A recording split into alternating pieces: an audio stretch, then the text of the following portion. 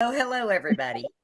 Today is January 19th, 2024, and this is the fourth episode of Outside the Box. And welcome.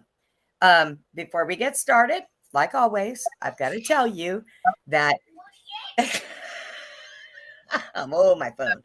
I've got to tell you that everything that we talk about or we show is for educational purposes only. And we use our own research and our own opinion. We advise you to use your own discernment and do your own research. And with that being said, Susie is here. Hi, Susie. Howdy. How you doing tonight? Okay, doing good. It's a little crisp and cool out there, but it's a good day. Yeah, it wasn't too bad today. It got colder real fast. I mean, just whoop, dropped. Right? But it wasn't too bad, I guess. It's like 28 here. I don't know what your temperature is there. It's 28 here. Right now it won't tell me. It's like, minus 0.42% lower than Canada. So, I don't even know what that means. Lower than Canada. Okay. Well, they're having warm weather. Look, I think that the weatherman sits in a basement on a recliner, sticks his finger out the window, feels a breeze, and the temperature outside, and says, "Oh, you know what? It might rain." I could do that job and make that money. Shoot. And I'll even do better. I'll go outside and I will look at the stars and everything else and say, "Oh, yeah, it might rain." Right. So if you see a ring around the moon, it's going to rain. It's one of the signs. Well, a lot of times you can smell it. I can smell the rain. Right. It's like, oh, we're going to get rain. Well, the good thing though is when they track those tornadoes. Those are always nice to, when they, when the radar and they're going, oh, there's a tornado forming over here. Everybody watch out, Yeah. Storm chasers. Yeah. That would be an exciting job. Right. I'd probably have to make sure I have really good insurance on my vehicle. Oh, right. But tonight we are going to talk about famous people, entertainers, people that passed away, or did they? So maybe not. It's debatable, right? Maybe not. It is debatable. Conspiracy.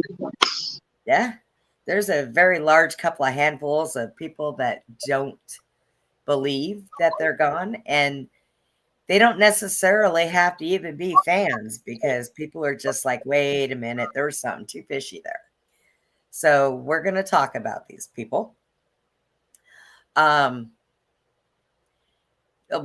I mean, like Jim Morrison. Supposedly, Jim Morrison passed away. But I've seen recent pictures of him. And you look at his eyes and it's him. There's been circulation about that. Same thing with Tupac. And I've come to the realization that people that pass away strangely, there's something going on. Like maybe suddenly, unexpectedly. Suddenly, unexpectedly.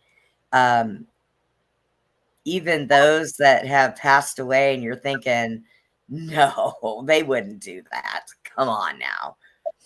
So, yeah, and then you have the other side where you have all these people who have been claimed that they were suicide when that person was not suicidal.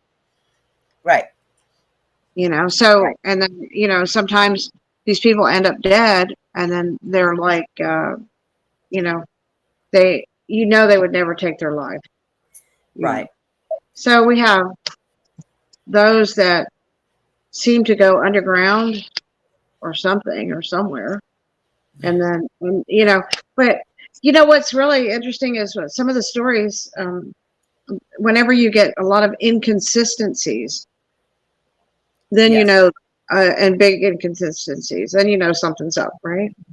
Or you should know something's up. And that's not inconsistency of people talking about whether or not they're alive.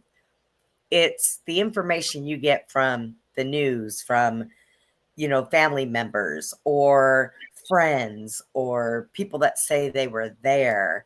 So, you know, I'm going to give you a good one. Let's talk about Tupac Shakur. Okay. Now, his entourage always was armed. He had a line of people that followed him wherever he went. And supposedly there was some kind of a fight in the lobby of the hotel where they were at. They were watching, was it, I think, Mike Tyson fight or one of those. But they got in the car to leave. Nobody had a weapon on them at all. There was a guy in a vehicle right behind Tupac that seen what happened. And he went up to the police and he did an interview about this. And he told them, I seen what happened. I seen the car, got the license plate, seen who did it. And they said, okay, well, we'll get back to you. And they never did. Why is that? Right. That doesn't seem normal if you're investigating something. Absolutely. And that's not normal. You know, Hollywood, now keep this in mind. Hollywood has this magnificent place called the Wax Museum. Now, the Wax Museum is notorious for what? Making the wax figures of all of the entertainers, actors. They even made Trigger, the horse for what's his face? I can't even remember his name. Uh was it the one that Hi Ho Silver? Oh, Roy Rogers. Yes. So, okay. Yeah. Was it Silver? Yeah. Okay, not Trigger, Silver. But they even made the horse. So you cannot tell me that if somebody walks in there and says, hey, we need a figure made of so and so laying in a casket. You can't tell me that that cannot be done. True. I've seen it. They're very talented people in Hollywood. Some of the things that they make, the mask, the everything. So if they take somebody like Tupac, let's say, I've heard and seen videos that there was stuff that he was involved in, that he knew about, he wanted away from. You know, what's the best thing to do? Stage of death. Did it happen? I don't know. My opinion is absolutely. Straight up. You know, as in like Michael Jackson. Look how Michael Jackson's was talking so much about, you know, they don't really care about us. That song that came out, that was a pretty powerful song if you think about what that song is saying. If you listen to every word, yes, it is. Right. And I watched the video the other day, and he even showed a picture of them killing the children in Gaza. And before he, you know, because this has been going on for 75 years, they've been, you know, killing the Palestinians. And he showed how governments and all this were, you know, treating people, and how these, you know, satanic organizations were abusing people and stuff like that. So he was really a wide awake character. I mean, you know, He was. he wasn't your typical Hollywood or musician. I think in a way seemed like a very compassionate, caring person, you know. And Right. I think that they were trying to always frame him for stuff, and he Yes. never, yeah, because I remember at this one concert that he did before the end, he was saying he was going to purchase the rights to something, and then Half a Sony. okay, and Yeah. then he was fixing to, like, I don't know, Do his last. he made it sound like he was going to go away somewhere, but not like die. You know, like he was going to take care of this, and then he said it on the stage. It was so bizarre. Yes. You He know, was going to go do his last tour. His something. last tour. He was done. But I don't know. Well, Sony owned the Jacksons for years, decades. They owned the rights. So I think by Michael Jackson buying half of Sony, that was his way of saying, I'm done with you. You no longer own me. So did he do that to prove a point? Did he do that to make sure his family, even though, I mean, he had money, he had fame, he had property. Now he had half of Sony. Did he do it to make sure his family was taken care of? Did he know he was just going to go away somewhere? Right.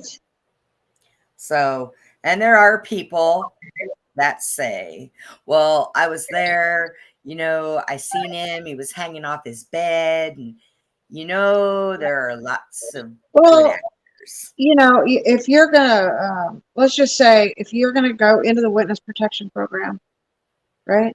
Yes. You got to sit down and really come up. You got to come up with a story. It's like writing a movie. You know, you got to make Yep. the new movie, and then you got to have. One of the things, this is really funny, that I had listened to. It was a video that I watched years ago, and it was Elvis Presley was talking about how he faked his death. In this, you couldn't see him in the video. It was like he was in the shadow, but he was Right. talking. And the thing that he said that I thought was so funny was he said, well, you know what? We sat down and we had this plan. And the plan was that I would be found on the bed, you know, with an overdose or something like that, right? He said, Right. we also in coming up with the story, we said I'll be in the bathroom, you know, whatever, sitting on the toilet or whatever, right? And so, but they all agreed to tell the one story. Well, whenever the police got there, one of his guys forgot that they changed the story to the bed. He told the story about being on the toilet and something. So that wasn't the story that they were actually decided on to tell. So that's Right. why he said, if you follow it, you'll see there was like two different stories, and you know, and so Right. that's what happens when you plan something. He was saying like that, you end up having multiple stories, you know, and then Right. everybody goes, what was it? Was he on the bed or was he on the toilet? You know, so I don't think he wanted the memory of dying on a toilet, right? I mean, it was Well, kind I of don't like, know, because apparently everybody was like, wow, he went out with a bang. What a way to go. right. I mean, you know, but you know, it's just, you know, you really have to have a good story, and you have to have all your people telling the same story. Right. You know, so But there's a lot, with Michael Jackson, of course, they had the doctor was blamed for giving him the drugs because he shouldn't have had them. But then you talk to certain people in his family have done interviews saying he wouldn't take that stuff. He wasn't doing that. right, And then you got one right, that'll pipe up and say, oh, he was horrible. He took that. You know what? Who do you believe? Who do you believe? right. It gets to that point where, yeah, you're right. Yeah. It's like, You get all these different stories, and then you don't know what to believe, and then, but you know, you find the inconsistencies, and then you start to question, you know, like, and then that doesn't make sense, huh? like lately, I have noticed that some of the people that that a lot of us believe it really didn't die, they're starting to come out more in video and different pictures and things like that. And when you see them, they're actually the age they should be now. And this has been happening a lot with Michael Jackson, Princess Diana, Tupac, even. Right. And of course, we have Elvis.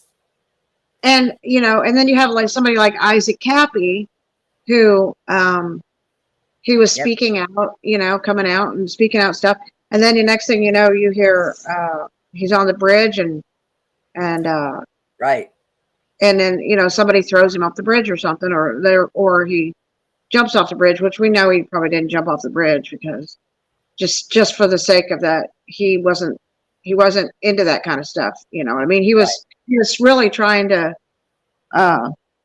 he really had a purpose, and he was really trying to, you know, get his message out. Help.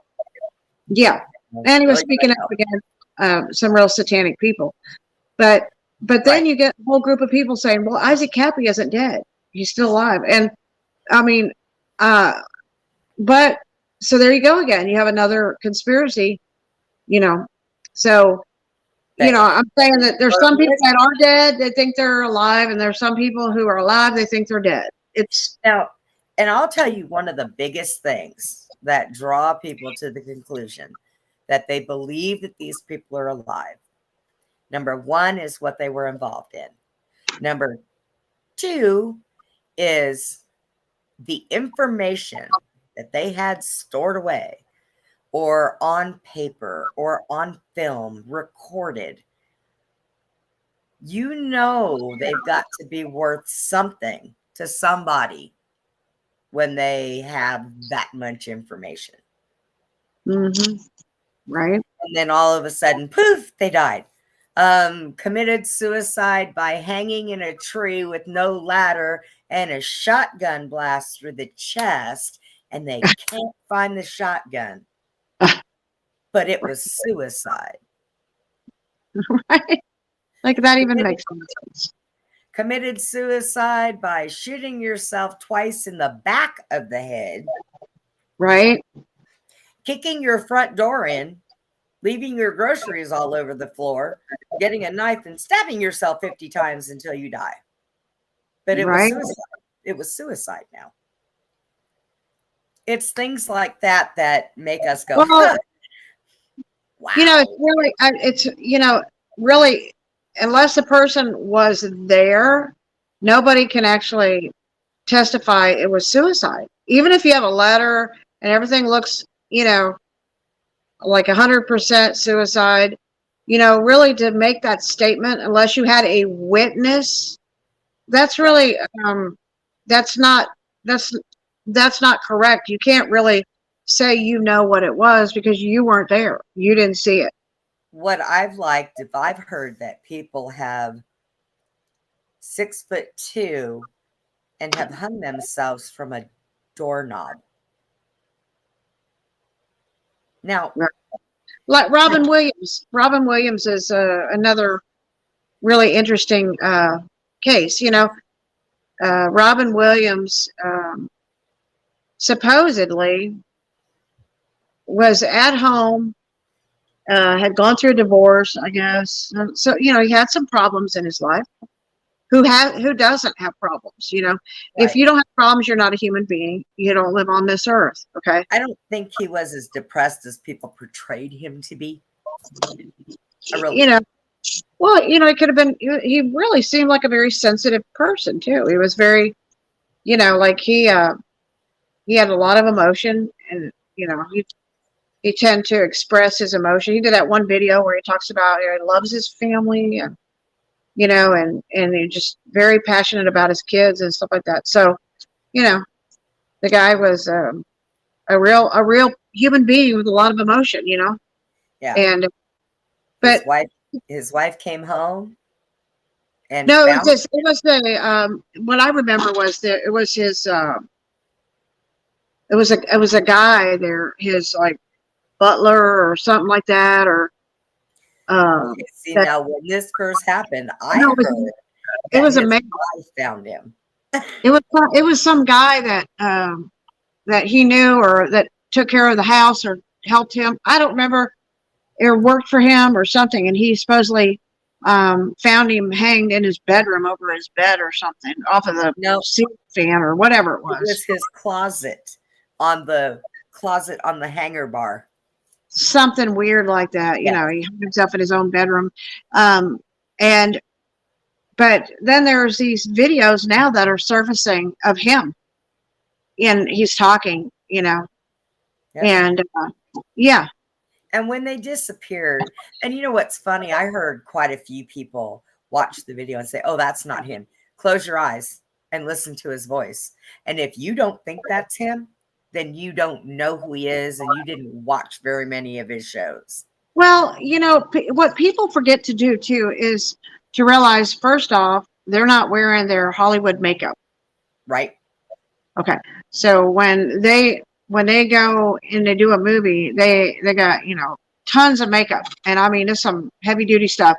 And then you go on 20, 30, 40, 50 years into the future and people age, people gain weight, lose weight, you know, body changes a little bit, you know, If they maybe went they into the get a if they few went wrinkles. yeah, I mean, if they went into the witness relocation problem, might have had a nose job. Exactly. That's real common.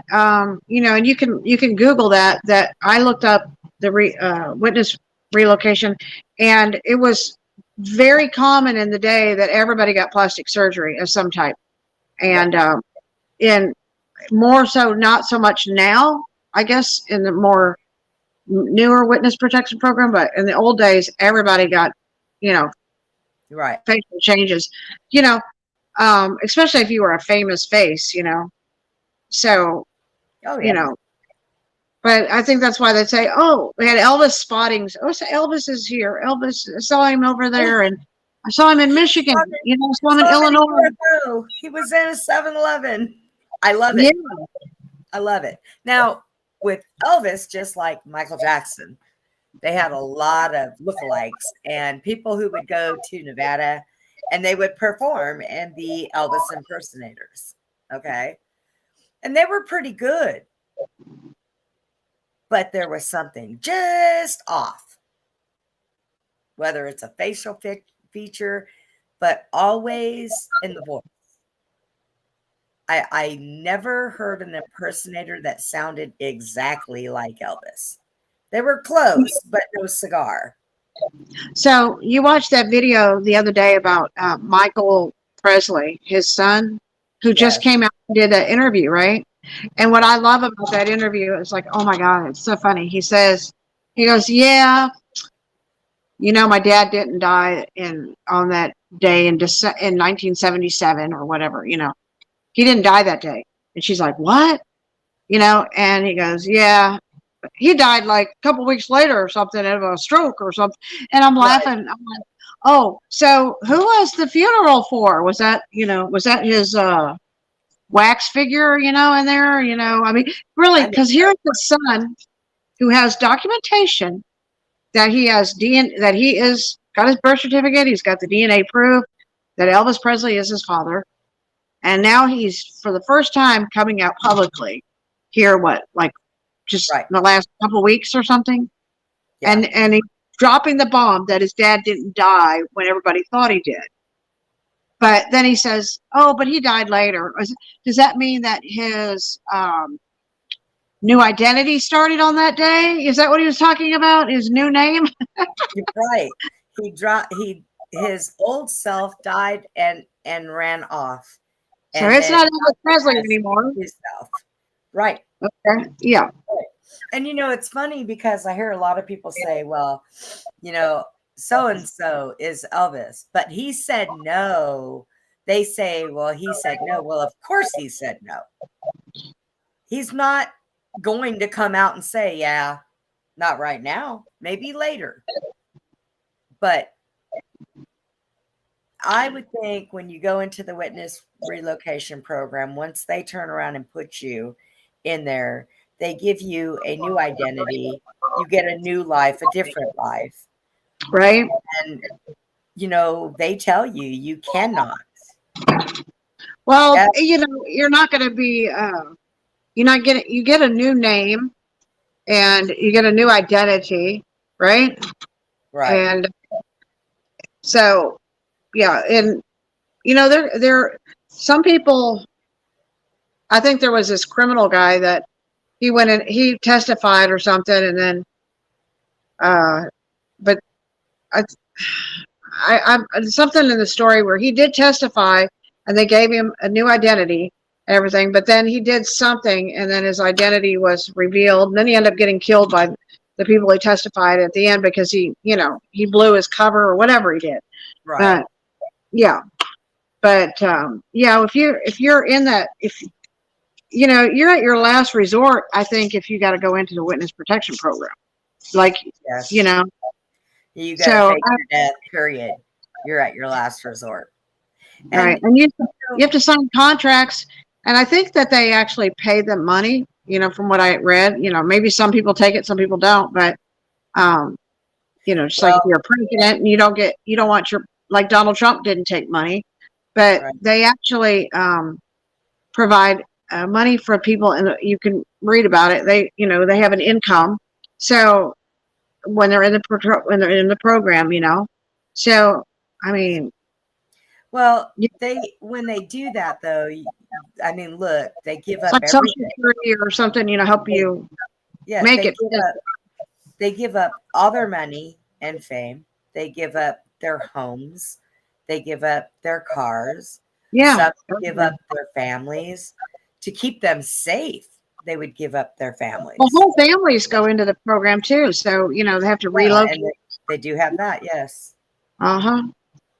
So I mean, it's interesting when you stop and you think, okay, well, we hear so and so is still alive, or so and so is still alive, and people are like, no, come on, that's stupid, that's crazy, that's conspiracy theory crap. But you know what? You know, Check it out. you ever watch that Walt Disney show about Anastasia? Where is Anastasia, the Russian princess? Yes, yes, Okay. And everybody, and then they always, and everybody, there was this big craze for a long time that everybody figured that Anastasia and I think it was Natasha were still alive, and so they were like, "Where are they? And have you spotted them anywhere?" And if you know, and so it was like, um, and I think that's Walt Disney. It's so crazy that Walt Disney would make a movie about these girls and saying, "Where are they?" Well, a friend of mine, she said her grandfather, she was adopted in a family, I think they were from New Mexico, and her dad worked in the government, and her grandfather did, her adopted grandfather did, and he told her the story uh, that he went to Russia, and he went and picked up Anastasia and Natasha and yeah, brought them out of Russia to protect them. It was like a witness protection program. And but the brother had died. They had a little brother. She said the brother had died, I guess, in Russia. But the two little girls, he brought them out, and then the Natasha ended up in either Norway or Switzerland or something like that. She relocated there, but Anastasia came to New York City, and then she got married, and she had kids and grandkids, and I mean she's passed away since then. But she lived her life in New York and had a family and was protected. And so, you know, but Walt Disney made a movie like, where are they? And really, they went into a witness protection program, you know, to protect these children because they were, you know, royal family that their lives were in danger, you know. So, I right. mean, but it was interesting that Walt Disney, like, where are they? Like, you know, they left you hanging, like letting you know. It's like they give you a hint. They're out there somewhere. Where, you know what Right. I mean? You know, little clues, but they don't tell you. You know. Right. but they let you know that they were okay, basically, by that movie. And so you always had this hope that they were somewhere, Right. So when my friend told me that story, I was like, wow, you know, I've heard that before. Didn't they do some kind of a documentary on that where they found some woman that was saying that it was her? She was older, yeah, and I think somebody so. had came across said it was her, and she believed that she was who she is, or believed she was Anastasia. There was a couple different people I think that thought they were her, thought they were her, but the girl who was her knew she was her, basically, kind of, you know what I mean? She knew Correct. that, Well, and sometimes, I mean, but she being couldn't. I think the documentary, that one, I saw that. I think she, uh, she wasn't really allowed to say anything for, because right. she was in a program, you know. Exactly. I mean, they're not gonna straight up somebody walks up to them they don't know and say, "Hey, man, are you really Elvis?" Right. Well, of course he's gonna say no, because what is the sense of being protected and being in a program Exactly. I'm like, if why you're would you gonna go? go around and tell people who you are? Exactly. I mean, come on. People I mean, think, people just oh, don't think well, about that. he'll tell me. Like, who are you? Like, he'll tell me because when I ask him, or, he'll have to tell me the truth, like, Yeah, whatever, and I you mean, know. there are people that were close to some of these people that swear up and down, no, no, no, they're dead. But you know what? If they're not family or they're not real close like they think they are, then Well, they're not privy to the information. Or they may be privy to the information, but they just say, no, they're gone. Because why? They have to. I Everybody think signs the biggest, papers. one of the bigger conspiracies is Princess Diana, you know. Oh, that one. There was a lot of flaws on that one. I know So quite a few. everybody's saying, she's, probably married to Donald Trump, and, so, I mean, that was kind of a new one for me. I was like, married to Donald Trump? I'm like, okay. And then Uh, you got a bunch of people that run around. If you know, you know. if you know, but if you don't know, you don't know. Right? So, Well, I mean, with her, this I actually have kind of have a problem with that one personally, I mean, I, but what I do find awful interesting, okay? And I'm not saying that I'm not open to whatever. I'm open to whatever. If it's truth, hey, just bring it on. Um, but what I'm saying is, I find it very odd that uh, Diana's daughter moved to New York City. Like everybody goes to New York City, and and it's not a lot of not people knew because they make paste pecan sauce in New York City. Okay, that's not what they're going. a lot of people didn't even know that she had a daughter. And there Well, are yeah, still people that don't know she had a daughter. and Queen Elizabeth had a sister that was locked up in the nut house too. That so a lot of people didn't know about her. Right? You know, and Yeah. so there's a lot of things about these families that people don't know. But yeah, so her daughter is in New York City. Okay. But what's really got me was when Harry decided to move to the United States from England. Like that just really didn't make a lot of sense for a royal family member to be coming to New York, to come in over here to the United States. What would be his, maybe, I understand Well, his wife and her American ties, but it just, and you know, that's what it was. They blamed a lot of it on the fact that Meghan did not want to live out there. She didn't get along with the Queen. She did not want to, go by their rules and what they do. So they decided to move. So that's what it was blamed on. Now, I'm going to tell you a little bit about Diana's death. She knew something was going to happen. She informed people something was going to happen. Okay. They had a maid that found, or I don't know if it was a maid or somebody that actually helped her, took care of her there, that had found a note written by her that she was afraid of somebody and she knew something was going to happen. Now, the night of the accident,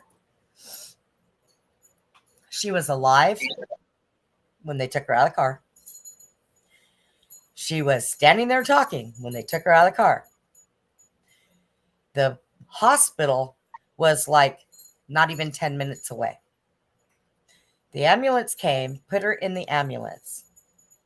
It took that ambulance 45 minutes to get from where they were to the hospital. And they had a straight shot. Nobody was in their way. It wasn't because of backed up traffic. They had a straight shot. Where'd they go? What'd they do?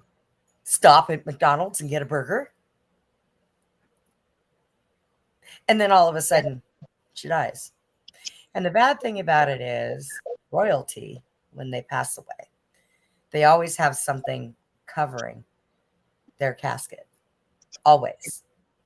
They have glass caskets, but they've got something covering their caskets.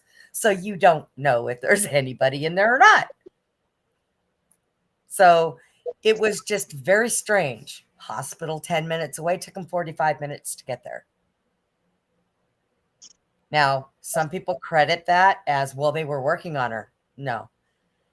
They keep people in the back to do the working. You still have somebody up front driving. They don't pull over and stop and the other guy come back there and help. Okay, that's not how that works.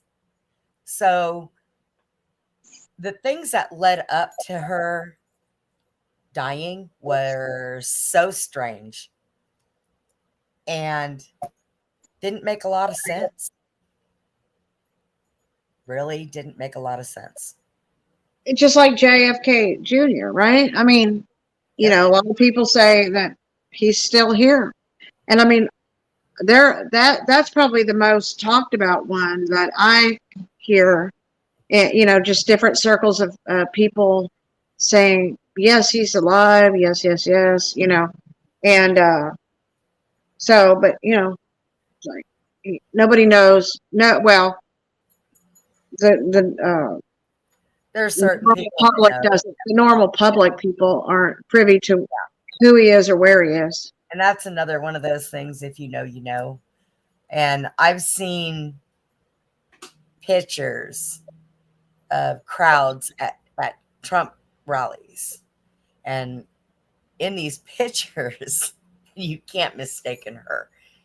You will see Caroline in the crowd. Yeah. Now, supposedly in that crowd, and they'll circle them, there are people in that crowd that are in this protection program. Mm-hmm. They all know. They all know each other. Well, most of I them. mean, if you go in the witness protection program, you can't expect somebody just to live out in the woods in a cabin their whole life. They're going to have to go to town sometime. I'll tell you, there's sometimes I wish I could live out in the cabin in the wood and just have a helicopter bring me supplies once a month. Hey, that's UPS, the UPS driver, right? Or FedEx. Right. If they get the right address, we're good to go. Amazon. People get all their dog food nowadays from Amazon, That's where I have to get mine. They don't make my dog's food for my little one, so. Right. So people can live in a cabin off of Amazon, pretty much. Now let's talk about one of the most talked about ones, which is Elvis. Yeah. When Elvis first passed away, everybody used to say, oh, I seen him here, or I seen him there, I seen him here, I seen him there. Other people would count that as, oh, they were Elvis impersonators. Yeah. Well, we know for a fact that Elvis went to Nixon. We know that Elvis's actually lifelong dream was to work for, a federal agency. We know that he did work for one. We know that he did do a lot of things to help catch people that were undesirable. I'll just say it like that. So with Yeah, him I don't know if you can see that, Brenda. There's a picture of Elvis and and Nixon, yes, absolutely. yeah. Now, there is a lot of people who claim that there's a pastor who is actually Elvis. He will not admit that. Everybody knows it and they're comfortable with it. It's amazing. I've heard him. I watch his sermons, and he does things like gives you little hints here and there without saying anything. Okay. And it's pretty awesome. Now that one there, I'm inclined to think, in my opinion, absolutely that's him. Okay, it's him. I remember hearing a long time ago that this, I think it was after he, of course, it's a conspiracy that he went into the program, right? So Right. after the conspiracy, that he got into this program, right? That he went into a convenience store, I think up in Michigan or Illinois, and someone spotted him in there, and this person was like, I saw Elvis in the convenience store. And, so it was kind of like 7-Eleven or something.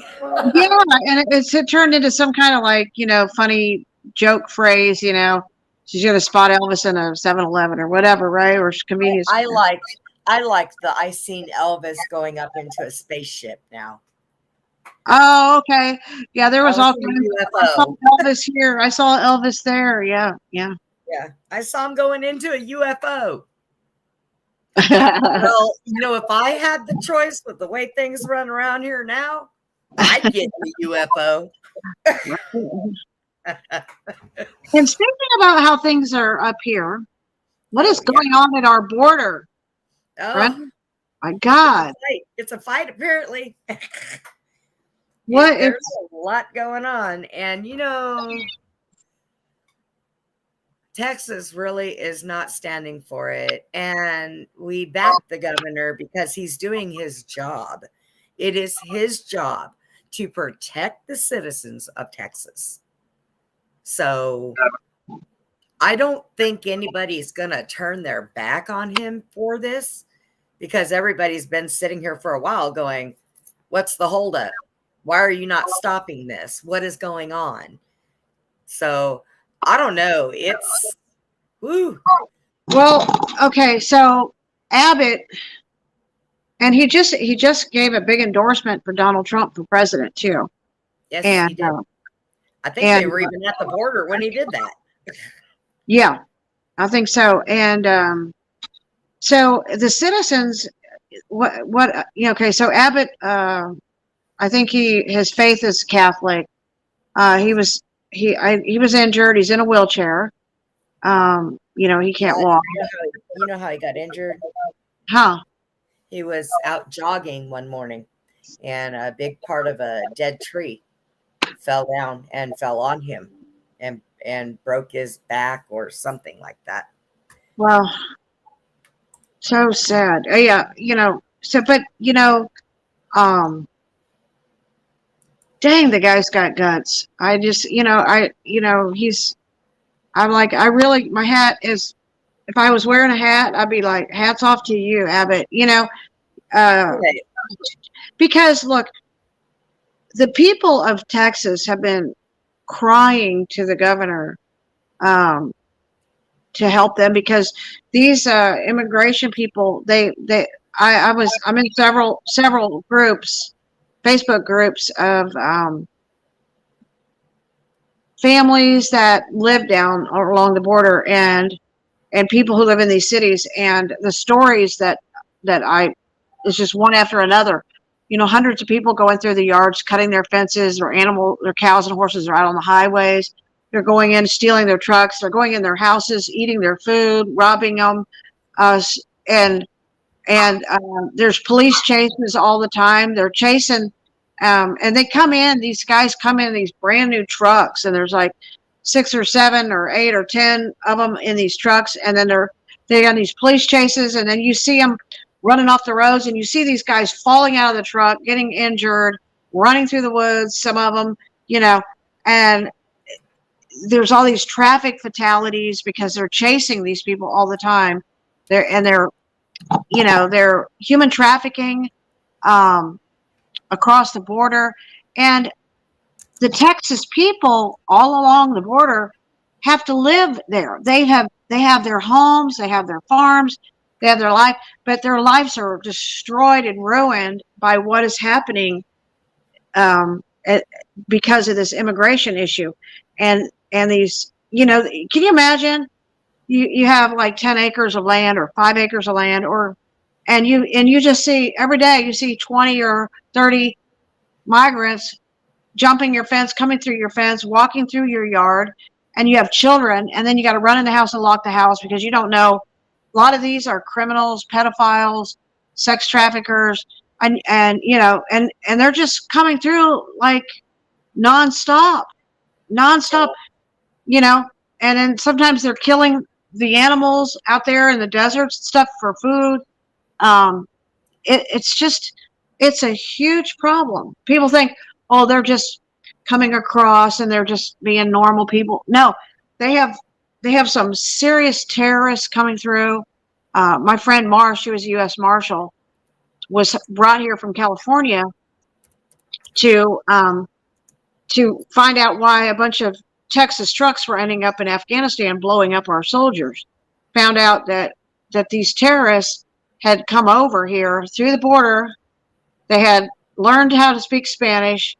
They thought that they were Hispanic or whatever. They came across, and then they got all these car lots, and they were shipping all these cars and trucks over there on these cargo ships out of Houston. And so he was able to arrest 13 dealerships, and he said to me, there's tons of Russians, Chinese, and different terrorist groups all coming across the border. And now that Biden opened up free border, anyone and everyone is coming across. And so, I mean, it is a real problem. Did you see the video where they found that there's a certain spot that they get to before they come across, and they throw away their identification, their passports, everything, so that nobody finds that stuff on them to see where they're really from? And they found IDs from China, and they found IDs from everywhere. And I saw that. Did you see that? Yeah. And my thought is, but what about the ones that are the Biden administration is giving these guys these credit cards with like $2,300 on it, and they're told they're to go to certain hotels, and they're like all these really expensive hotels in Chicago and New York and these big cities, and they're given credit cards, and they're just told they're to wait. So that these are like mercenary type situations where the government is paying these people to come over and putting them up until they need them, whatever. What do they say? Something's up. Huh? Something's up. I said, what did they say? Something's up. Something's up. Well, if you're going to have a civil war in the United States, right? It's not going to be the American people against the American people. No. Okay. They tried to turn the blacks against the whites with the George Floyd thing, and that just didn't work out. Nope. Okay. And honestly, with the way things are going right now, from what I am seeing, the American people are putting aside a lot of stuff, and they are coming together.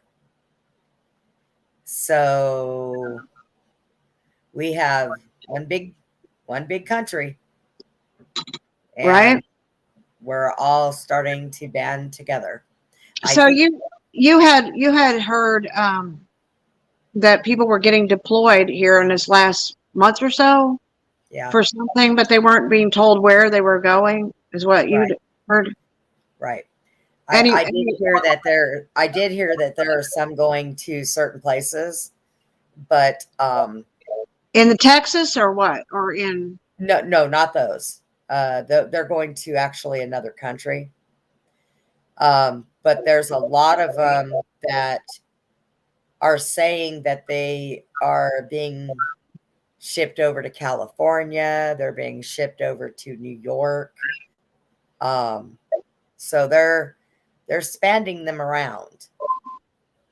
But they've been kind of doing this for a while now. I've been noticing that they've been doing this for a while now. And I find it strange. Obama came out with that movie. What is it? The Day After or whatever or something. I don't even remember. Leave the World Behind. Leave the World Behind. So they're saying they're going to leave the world behind and then it all ends up that this group ends up finding a bunker under this house. It's so self-sufficient. They could stay down there a long time, The way I look at that is they went underground and they probably all went to hell. Yeah. And then I saw out of it. I saw Michelle Obama do an interview where she's like being the first lady. She knows all this information about stuff that's going on, and that there are those moments where she's overwhelmed because she knows what's coming, and it's quite terrifying to her. So they make this movie. I find that kind of telling, that they know a lot, and then they make this movie, and they're kind of like, okay, this is what's going on, guys. This is what we see. When you cause it, huh? When you cause it.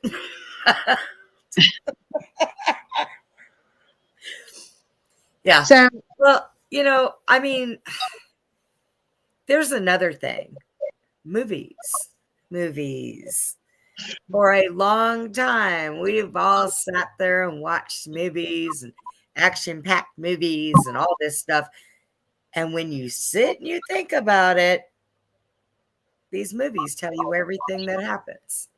Yeah, a lot of movies are, Hollywood purchased these movies from CIA and operations, and then they changed the name. They changed the name to protect the guilty, as they say. Yeah, right. They say that they do that because that way they're not lying to you about what they're doing. You're just not paying attention. Because they're trying. They feel like they're getting out of their karma. Right. They told you. They didn't deceive you. They told you. I know. I don't know. I just I think that this world is it's definitely not what we think it is. Right. Now another big one, Brenda, to me, of course, is the one about Jesus. Jesus not dying, Oh. So, yeah. So, he went into his own witness protection program, He went where the people were nicer than us, apparently. Yeah. So story was, he traveled to all the different countries, India and different places like that, and Mary Magdalene and Mary, the Virgin Mary, and the family and Jesus's children went to France. Okay. This is a church of Mary Magdalene, but the story in the Quran says that he did not die on the cross. It was another that made to look like him. Then you read the Gospel of Barnabas, which a lot of people haven't even knew there was a book, the Gospel of Barnabas. And it's in a cool detail how God made Judas look like Jesus, and then they crucified Judas, and he gets his instant karma. Right. And because the good God would never he protected Jesus, and that Jesus would stay alive until the end of this age, and he would always be here with us. Did in the book of Barnabas, did it ever say what Judas did that what he did to be able to for God to do what he did? What did he do? What did Judas do? Did He it ever he was say? he was the betrayer, of Jesus. He was going to sell him out Okay. for and then the Bible has two different stories. And here we go back to this. Okay, so you have two different stories in the Bible of how Judas died. Two. So one story says that Judas throws the money into the temple, and the priests buy this field, the potter's field, they call it, and the priest bought it, purchased it. And then in another story, it says that Judas purchased the property. So was it the priest that bought it in one book, or was it Judas that bought it in the other book? And Well, then they say definitely don't believe anything from King James on. yeah, Is what they say. and then the other part of how he died. It's controversial. It's like the Elvis story. Did he die in the bed or on the toilet? Okay. Right. So in the Judas story, the one story says that Judas hung himself. Okay. He hung himself from a tree. But in another story, it says he fell down on the ground and his guts busted open, and that's how he died. So what I've noticed, they've got to they have one that's an everyday thing, and the other one's kind of interesting. Look at Elvis. Everybody dies in a bed. Why not die on a toilet? right. Or everybody hangs himself. That makes he hung himself because he felt bad. But what about the fact that he fell down and his guts burst out all over the place? That's a pretty disgusting story. Yeah. I mean, who came up with that the one? visual of that isn't very pretty. Thank you. But then you go to the Gospel of Barnabas, and here's the thing. So originally when the Catholic Church had all these books, there was like 82 books or something, and then by the time we're at now, we're down to 66 books. So they took a lot of books out, and there was a book of Susanna too in the Catholic Bible, the book of Susanna, and it's about a woman who is she's a righteous person, and these guys try to rape her. And then the truth is they lie, and they try to lie about the whole thing and get her in trouble. And then the truth comes out and they get exposed. Yeah. And that used to be in the Bible, that book. The book of Maccabees, that used to be in the Bible. The book of Tobit, that used to be in the Bible. The book of Jasher. Now, in the King James Bible, it says, have you not read the book of Jasher? That's in the King James, but the book of Jasher is not in that collection of books. So It says, have you read it? And then you have the book of Enoch. And, it's there's quite a few books that even the Bible mentions and talks about these people. And but there's so many other books that were removed, hidden, burned, taken away. I think it was, on my opinion, it was done so that nobody would know the actual truth. Exactly. Because the more you take away, then the less people have information. And that's like Mark Twain. Mark Twain, he wrote a lot. He wrote a lot of stuff. And he said in one of his books, I was telling you about this earlier, he wrote about how angry he was about all the 54 men that worked for King James. They had to sit down and rewrite everything and then make a version of books for the people to read. And in one of the stories, when it talked about Noah and the ark, he said they left out the part where Noah leaves and then God sends them back to go get the flies. And so that this God of the God of this world, which is Satan, this God of the world can plague people with diseases by using flies. And so Mark Twain says that's where the Lord of the Flies, that saying, came from. That's why they called him the Lord of the Flies, because he used plagues and things to punish people, and he needed those flies. So he went back and got and it wasn't just 2 flies; it was like a lot of flies. And they actually left that out of the Bible, that story. And Mark Twain was mad because you know, they were just like cutting stuff out left and right, you know. So this is what's been going on is, you know, we get fed or told this is what you got, this is all you're going to get, you know, and that's not the case. You're not to read beyond this. Now, I heard something interesting the other day.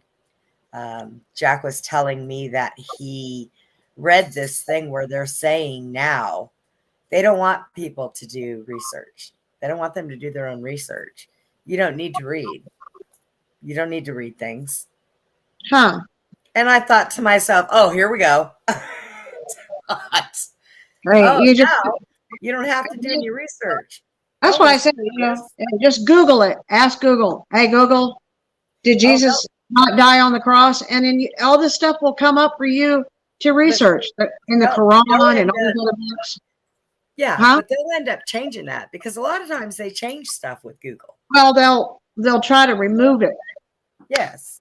You know, that's what the Catholic Church is. Right, but somewhere down the line, somebody has seen it, read it, more than just one. There's got to be more. You know, here's what the problem is. You have a lot of people throughout, you know, last couple thousand years who their families have kept these books and passed them down and reprinted them, and they've kept this stuff within their families.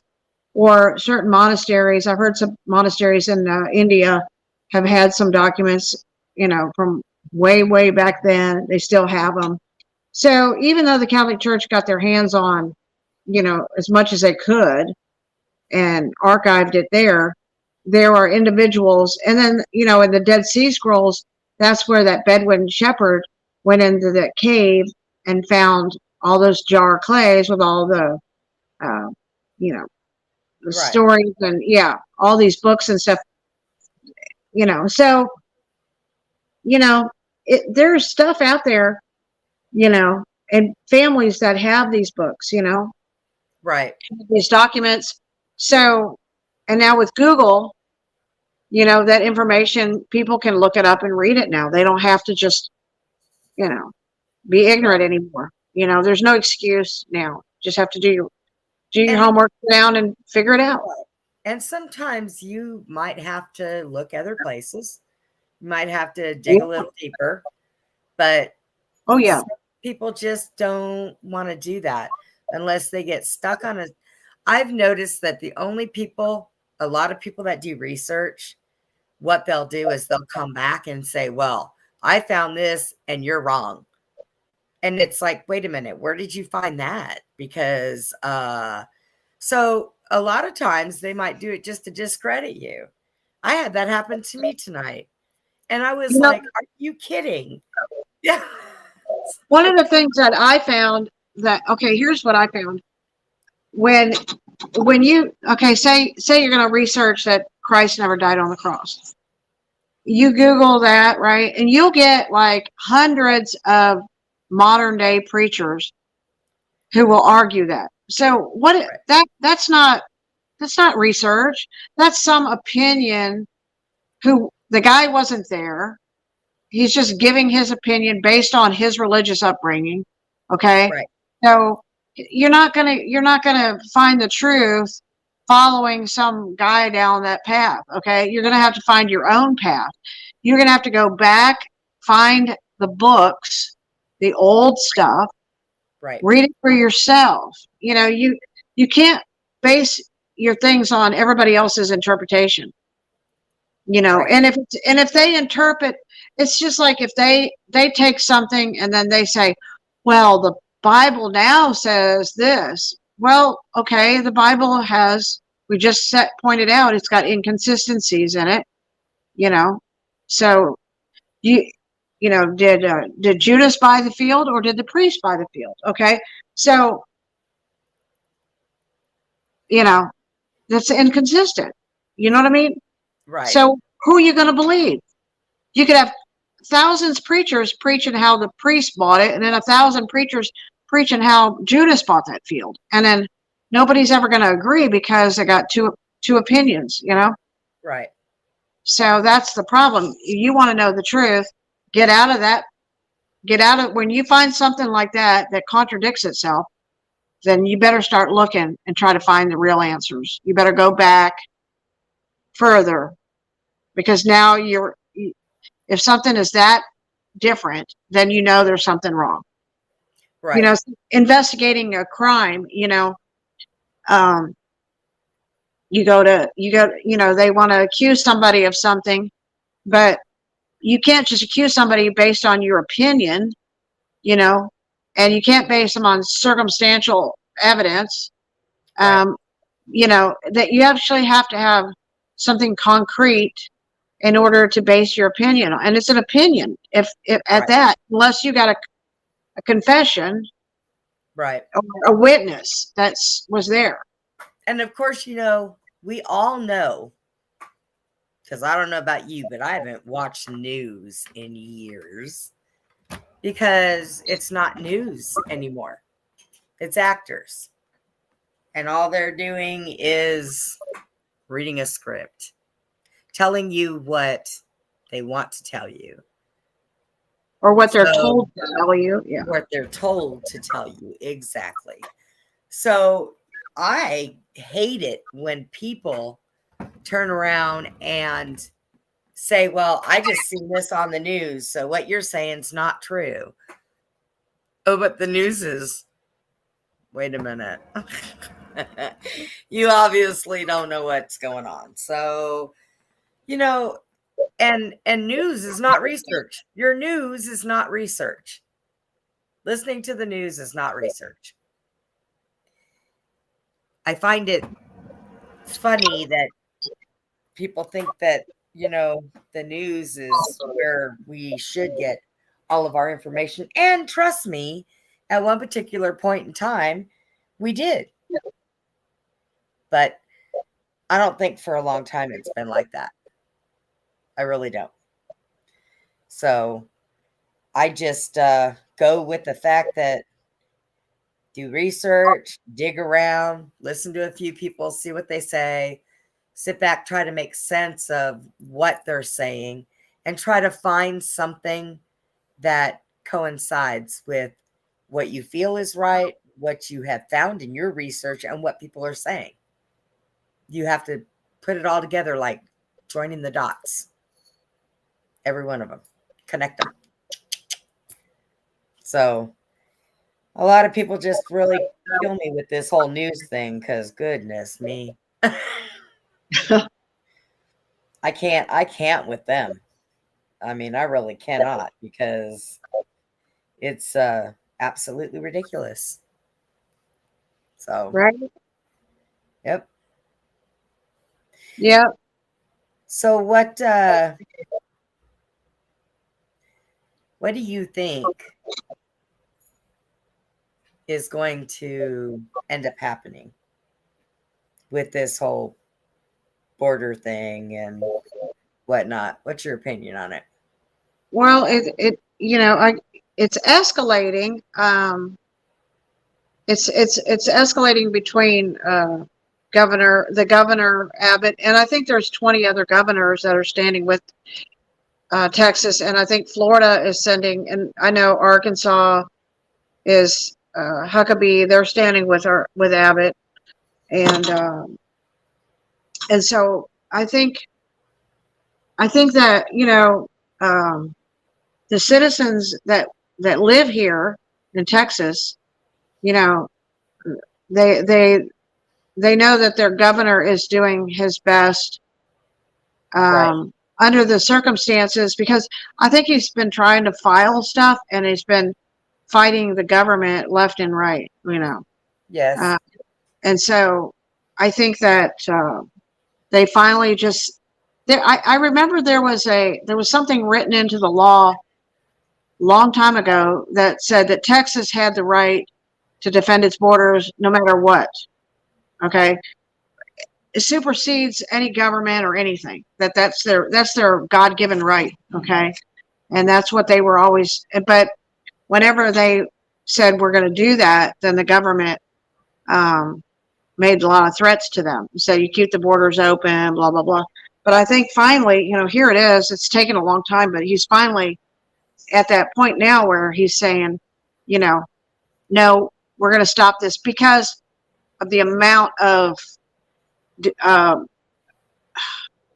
you know, these police, what I've heard, are overwhelmed with Yeah. their jails. They can't hold all these criminals and these crimes that are happening. All these cities are just swamped with crime from all this stuff, and they can't even keep up with it. So they're exasperated. They don't. This is the most that they can do to protect these citizens down there. Right. You know. So, but you have a government that's sitting, far away from the border, right? Yep. Out of sight, out of mind, out of sight, out of mind, threatening, that they want to do things their way. And so it's like, so, when I moved to Texas years ago, they talked about that there was a huge movement for Texas to secede from the rest of the states.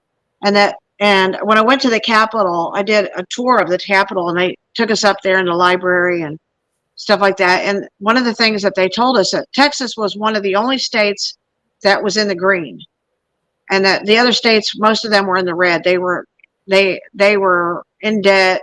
They needed the other states. Texas didn't need any other states to financially survive. They had their own economy. They have their own oil. They have their own food. They have their own cattle. Absolutely. And they could support themselves. They don't need the other states in the union, whereas the other states needed the other states, but not Texas. So this is why 60% of the money that goes to the government in all of the United States, 60% of it comes from Texas and Florida. 60%. And do you know that Florida is the number 2 state for the amount of cattle in the United States? Texas has the most cattle, and Florida has the second most cattle. Because people don't realize a lot of Florida is farmland in the middle, and it's grazing. And with the weather, they have more grass. So a lot of people have cattle in Florida. Right. So, Texas is talked about succeeding and separating from the state, from the other states. I think Florida said they'll go with us. Well, Utah, I think the Mormons wanted to purchase Utah. They have enough money to purchase Utah and separate, but the government wouldn't have that either. So, right. But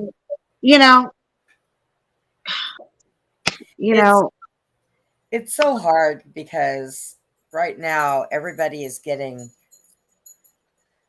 such a pushback from what's going on. People just really need to open their eyes and look. There is no way that all this is okay. It's not okay, people. What is happening is not okay. And, I don't know if anybody's ever really looked at Los Angeles and seen all the homelessness in Austin, the homelessness, and realize all the money that's going out, billions of dollars, while we have American citizens living in tents and on the streets, houses foreclosed, they can't even afford. They have food pantries, and they have Salvation Armies to go get food. We have some serious issues within the United States of poverty, a lot of poverty here, and our government is not taking care of our citizens. Right. Florida has a lot of homeless people. They go there because it's warmer. California, Austin, technically, there's like so many homeless in Austin. Oh my God. It's just, San Antonio. I've been through San Antonio, and I'm here to tell you, I think San Antonio is worse than Austin. I went one night, made a wrong turn, and went under this humongous long bridge. And all along this bridge, they were just piled up, trying mattresses. Yeah. Just, it was awful. right? And how does this happen? I'll tell you how it happens. Our borders are open. They come over here. They don't get everything that they want. They're stuck and they don't want to leave and they just live on the streets. And There you go. people that live here can't even afford, Right. because I went to the grocery store. What was it? Yesterday? Spent like $300. And I swear I only came home with like 6 bags. And I'm like, wait a minute. Where did my money go? It's ridiculous. I mean, absolutely ridiculous. That's maybe what, a week's worth of food for what, 1 or 2 people, right? Yeah. Not even a whole family. Yeah. Yeah. You know, it's ridiculous. My A dog. loaf of bread. I look at the grocery store. A loaf of bread's like $4, $3.95 or something. And we used to get a loaf of bread for 60 cents. I remember not that long ago. Yeah. And I'm like, dang, I mean, $4 just for 1 loaf of bread, and then you wonder why your food bill is so high so quickly. Yeah. You start adding up $4 here, $8 there, $10 here, boom, Yep. It's but yet and then you hear what the government was saying. We need the Mexicans because we need laborers. We need field. We need people to pick our fields and our crops. And I'm like, oh, so they just want slaves.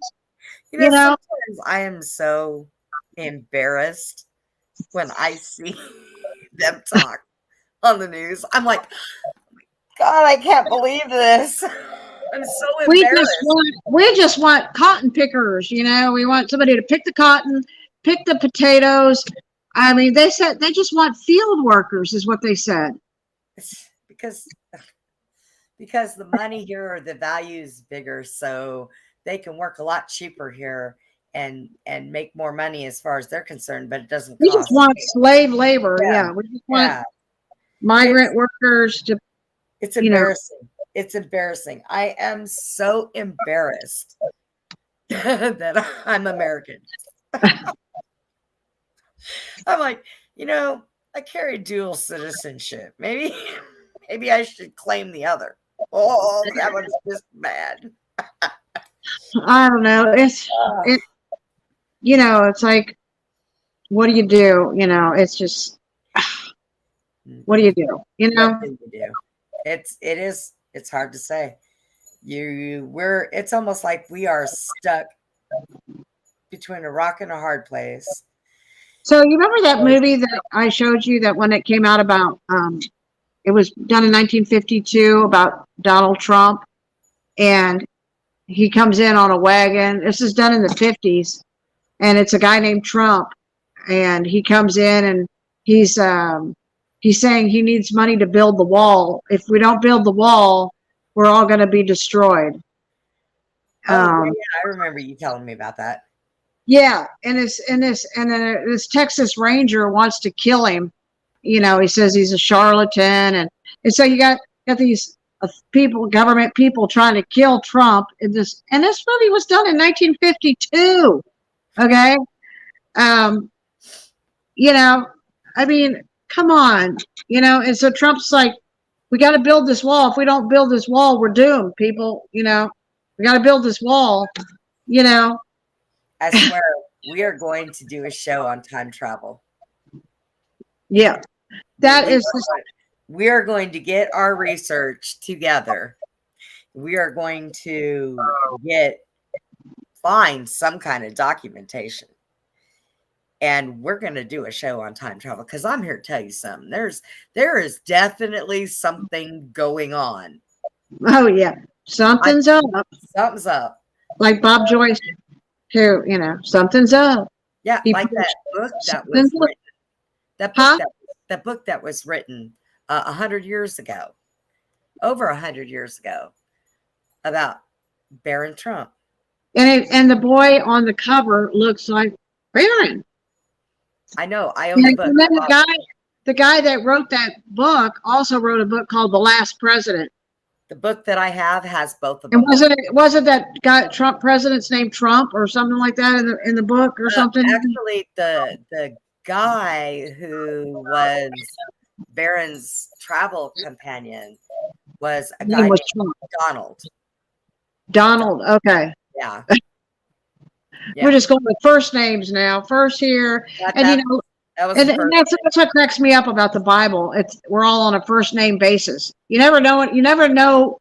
It's John. It's Michael. It's Luke. And when you have 20 million people with the same name, but who names their kid? Who names their kid Barron? I bet there's not a lot. A what name?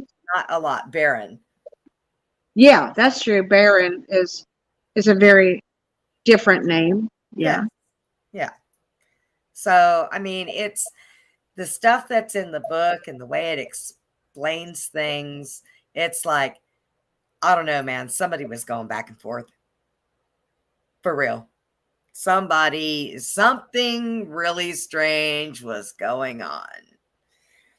And I'm still doing a lot of stuff on Nikola Tesla because I think isn't that strange though? You got this guy named Trump that's really freaking out about the wall, building this wall. And I mean, it's a weird setting because it's like this guy comes in on a horse and wagon. Okay. And it's like, it's supposed to be like something from the 1800s or something. I don't know. They're just cowboys out west. And this guy comes in on a wagon. His name is Trump. But he wants this money from all the citizens so he can build the wall. Oh, look at here. Oh, where'd he go? And he popped in and popped out. I was like, hey, there he is. There he goes. He come in, he leave. I'm not sure what he's doing, but let's see. Let me try something here. That was pretty funny, though. I do have to admit. I really got to admit that was pretty funny. It's like, way to go, Andy. I want to know, how did he get in? Oh, my goodness. Let's see. That was pretty funny, though. I liked it. He like popped in and popped out. Not sure what happened. But yeah, they I've been doing this stuff on Nikola Tesla, and I'm going to tell you something. This something that's up, and this time travel, and I think it had a lot to do with him. I think he had a lot to do with some of that stuff. For real. Right? Hello, Andy. Hey. How you doing? I'm here. Hey, Andy. Hey. We were just sitting here talking about the strange things like how over 100 years ago there was a book that was written about a guy named Barron Trump. And what's that? Oh. What's that? Can you read it? No, I can't see it. Okay, so it says a 1950s TV episode featured a salesman named Trump who wants to build the wall to prevent the end of the world. Yeah. And that's, yeah. And that was written in 1952? Yes. So it's called Trackdown. That's the name of the show, Trackdown. As President Trump and the Democrats feud over funding for the border wall between the U.S. and Mexico, a clip from the 1950s television series Trackdown that captured an eerie parallels between the show and the reality resurfaced in the episode titled "The End of the World." Oh, wow. A sketchy salesman by the name of Walter Trump pitches the idea of building a giant wall, claiming it will protect a catastrophic cosmic event. Okay, this was done in 1952. Trump Was Trump even born in 1950? Okay, you know what I'm saying? Yeah, maybe. It's probably a baby, right? Yeah. Okay. So part of the episode, it went viral. It wasn't the first time the video made its round. Okay, anyway. And you know, the Texas Ranger that wants to shoot him, his name is Chet. Oh my goodness. What? Yes. And Chet was a special forces friend that died protecting me. And so they got this Texas Ranger named Chet in this show. Chet and Trump at the end of the world. Yeah. What the hell? What the hell, Brenda? Right? What the hell? What the hell?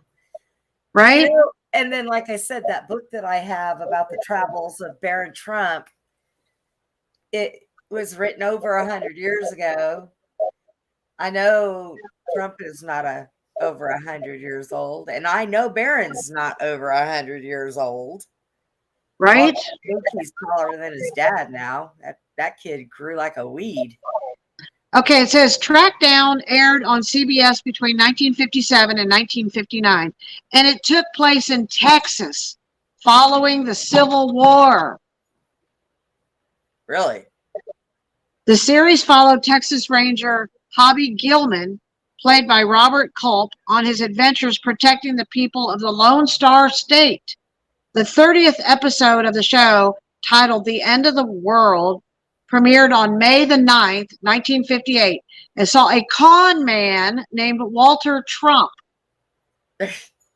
played by Lawrence Dobkin, attempt to scam the entire town.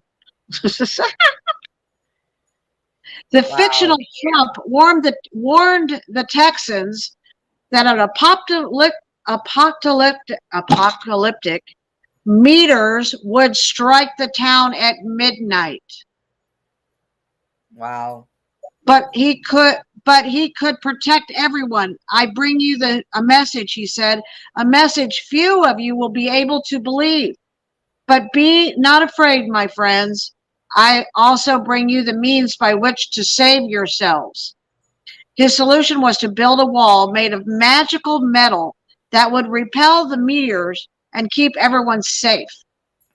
And as the citizens started to believe Trump, he offered to give them walls for $50 each.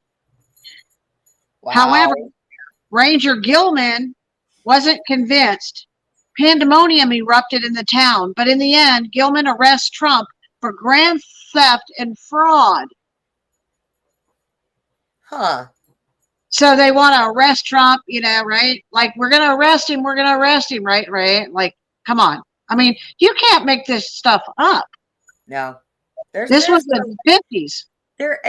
And there is so much that they show, like, way back here, way back there. I'm sorry, my dog is rolling my pillow up to the end of the bed, and I do not know why. even though Track Down was a fictional show, right? Okay. Right. The events of the episode clearly mirror what was happening today, as today's government shutdown enters its third week with no compromise on the Mexican border wall in sight. The country may be hoping for Ranger Gilman of his own to bring it to an end. Well, I want to know where they came up with all of this. Andy, look, my dog just rolled my pillow all the way down here just to grab the end of it so he could suck on it. Andy's watching him, and he's laughing so hard he's putting his pillow over his face. Why are you chewing my pillow, dude? I'm going to send you back in time. But there is so much that, you could go back years and years and you'll find things that are of today. But I do find it fascinating. There's a lot of stuff on the Trumps. A lot. Different things. The Trumps were involved with some of Nikola Tesla's stuff, his uncle. The Trumps were involved in this. Trumps were involved in that. There was a lineage thing that I seen. I think you sent it to me. No, I think I sent it to you. About who Donald Trump is really related to. Yeah, I have some relatives in my family. Well, actually, I'm like a lot of his genealogy is all in my on my mom's side of my genealogy. But I have one person in there whose name was Trumpet. It's not Trump, but it's Trumpet. You know, it's pretty close. You know, And who knows? It could have been Trumpet at one time, and they just shortened it to Trump. right? Well, hey, Maybe, and then what does it say in Revelations? When the last trump shall sound, you right? know, Right? what a name, That's you know. another thing. There's been stuff popping up in the book too. There's been prophets from years ago. I mean, like 1990 that throw Trump's name in what is going on today. Right? Yeah, back in 1990, Trump wasn't thinking about running for president. That man had his own companies and he was just good. But there were prophets that put him and his family in what's going on today. Right? So I find a lot of this stuff amazing because there has got to be a biblical and spiritual meaning. Okay, Brenda, there is just absolutely no way that it's a coincidence that this show is about, it's called Track Down. It's about a guy named Trump Right? who is literally raising money to build a wall in Texas, Right? knowing that there, and then what did Biden threaten today? What was his threat? Remember? Yep. What did he say? Oh, well, several things. Well, Talked he about ended those up, cowboys. He used the word cowboys. well, Okay. He used the word cowboys in the movie Track Down. right. Okay.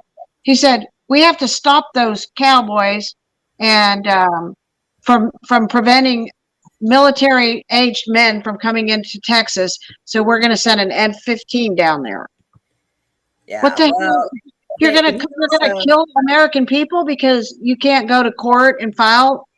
well, they did. He went to court, apparently went to the Supreme Court to try to stop Texas from doing what they're doing. But they haven't even ruled on it yet. And what did he do? He said Oh, that he will give Texas till so tomorrow what to, does a psychopath do? A psychopath goes out and kills people because they can't get their way. right? Okay, I don't like the outcome, so I'm just going to go kill people. That's my answer. Like a spoiled kid in a grocery store. He just lays down on the floor and kicks his feet and goes around in circles because he's not getting his way. You know, we're just going to go kill everybody. You know, that's our answer. It's I like, mean, there's no, you know, look, nobody at the border is threatening violence with anybody else. All they're trying to do is protect their families in Texas. And so, in protecting your family, actually, you deserve to be murdered according to the government. You deserve to die because you just want to protect your home and your family. Excuse actually, me, I there's don't see going the, to, I don't see the, I don't see a balance here. No, no. well, actually, Thou shalt not kill. That's and thou shalt not murder, because that's murder. That's not an eye for yes, eye. That's not. It's not. We're not the ones down there murdering immigrants. well, And then I heard this one reporter twist the story. He said, "Oh, Abbott threatened that he was going to kill people." And then he played what Abbott said, and Abbott said, "We're not going to kill anybody." And then he made a comment about, you know, something Biden said. So how is that the same as saying they're going to go kill somebody? It's not. But well, that's how they take what you say and they twist it and they say something else with the yeah, same words, and they jumble them around, and then they say, you said this. No, he never said that. He never said anything like that. Wasn't even close to that. Didn't even insinuate that. right. Well, you know, Liars, liars, liars. That's all they are. Liars. Fork and Texas, tongue, you know. Texas is trying to do something more than protect Texas. By closing that border down, we're protecting other states too. We need the help from the other borders in the other states. They need to also shut down. But we're not just doing it for us. We're doing it for a lot of people. These Well, people need to go if home. the other states like Arizona and California, I mean, I'm sure. I met a preacher from California, from Los Angeles. He was a Baptist preacher, and he came to stay in Texas, and he said I was born and raised at Los Angeles. I preached down there my whole life. I would go down to the streets and preach down there. And I have a good friend who would go into Mexico and we build churches and over the years. And he said, the other preacher, he said, I can't go into Mexico anymore. It's too dangerous. It's, with the cartels. And so he couldn't go in there and do missionary missions anymore because, it was just way too dangerous. And then this preacher said, honestly, it got so bad in Los Angeles that me and my wife made a decision. It was time to leave. And because we couldn't, the violence and the drugs and the cartel of Los Angeles has literally destroyed the city down there. And we knew it wasn't safe for us, and we fled. And this is a really, I really like this preacher. We met him up here in East Texas, and he invited us to come to this church. And we went and visited. We went there when he was preaching, and his message was very simple, and he was just such a nice person. But here is just a normal family that had to flee from California, and that was like 4 years ago. Right. So, that's how it's affecting the citizens of the United States. That it's so dangerous that they don't want to live there anymore. Right. Oh, I know.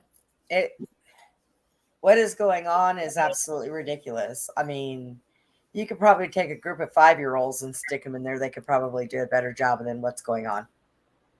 I mean, it's childish, stupid, selfish,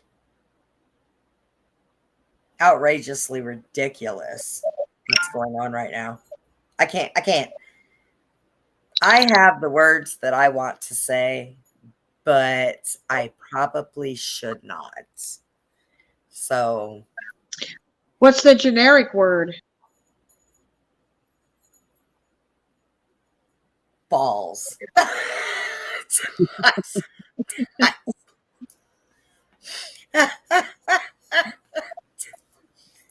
It's probably about as good as I can get. Like somebody needs to get some, or there's somebody lacking some. Oh, they're lacking big time. I don't think they'll ever find him either.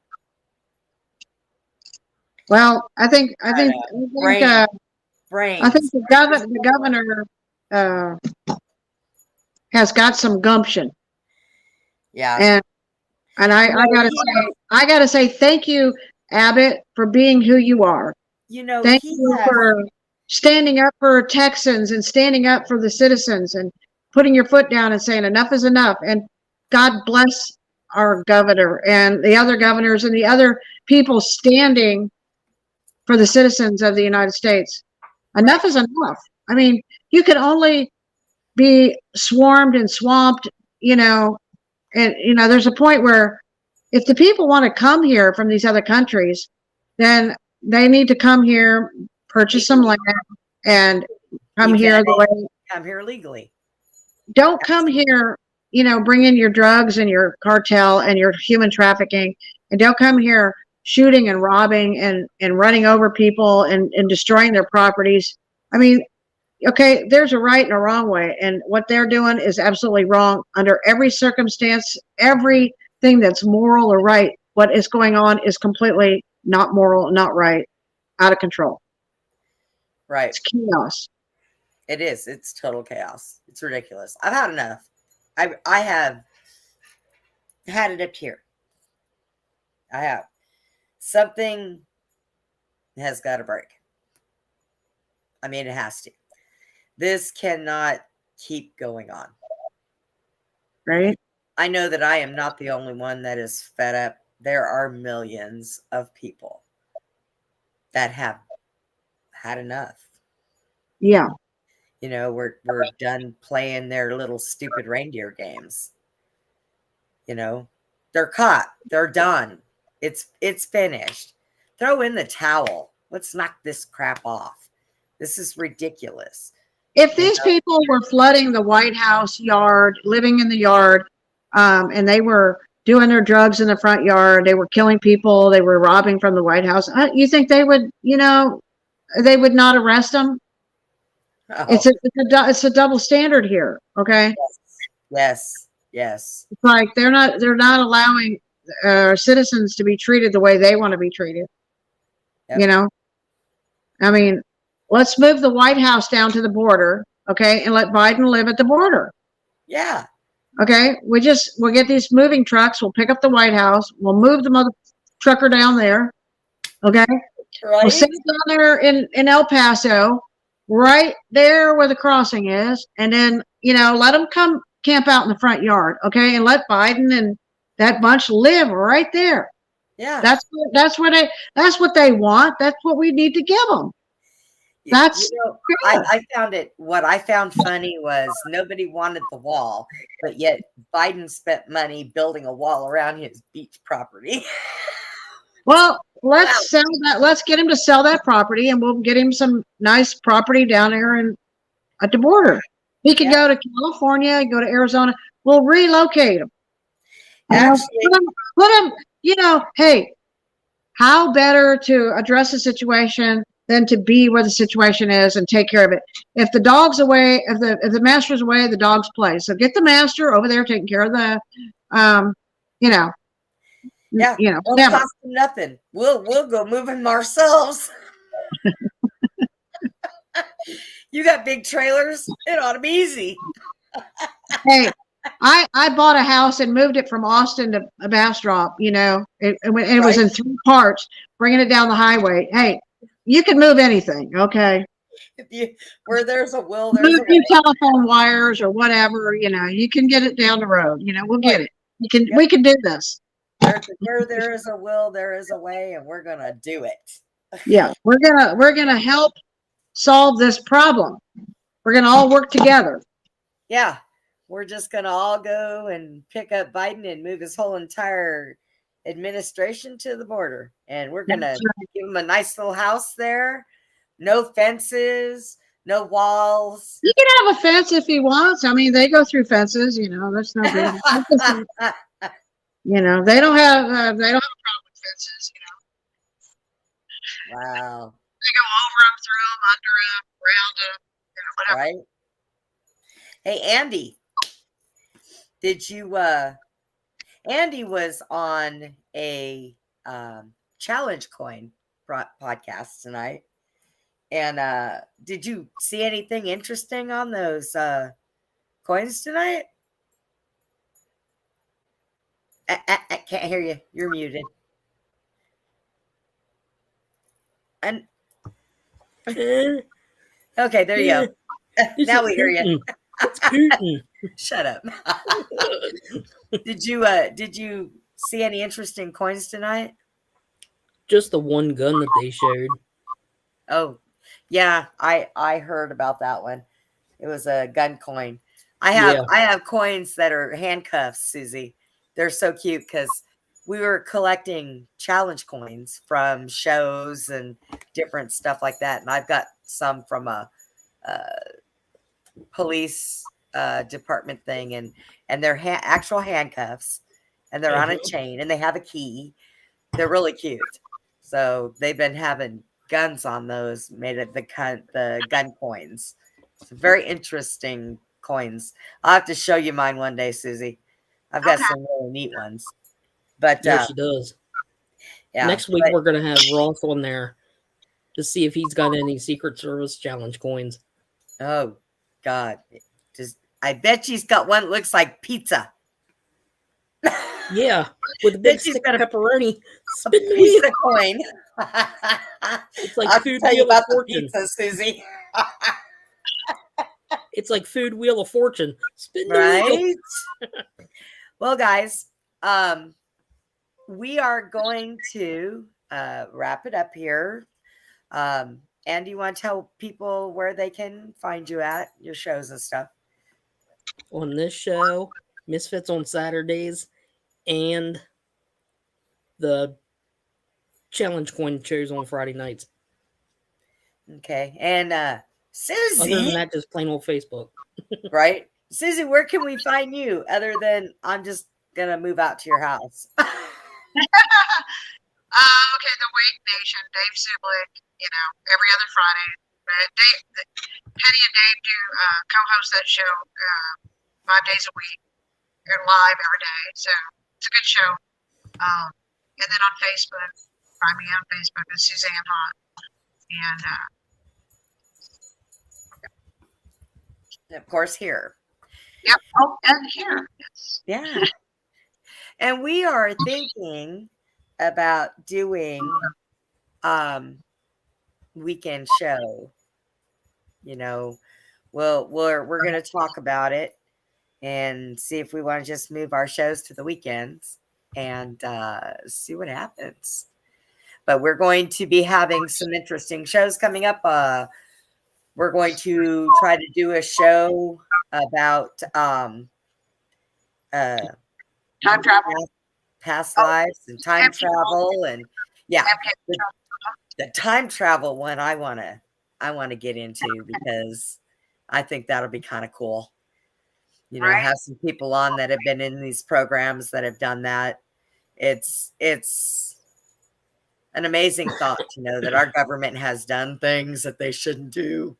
Go imagine that. And then the past life one. Now that's that I would really like to do a show on past lives. Right. So, but we're going to go ahead and wrap it up. And thank you everybody for watching. And we will see you next time on Outside the Box. Have a good night. Bye. See ya.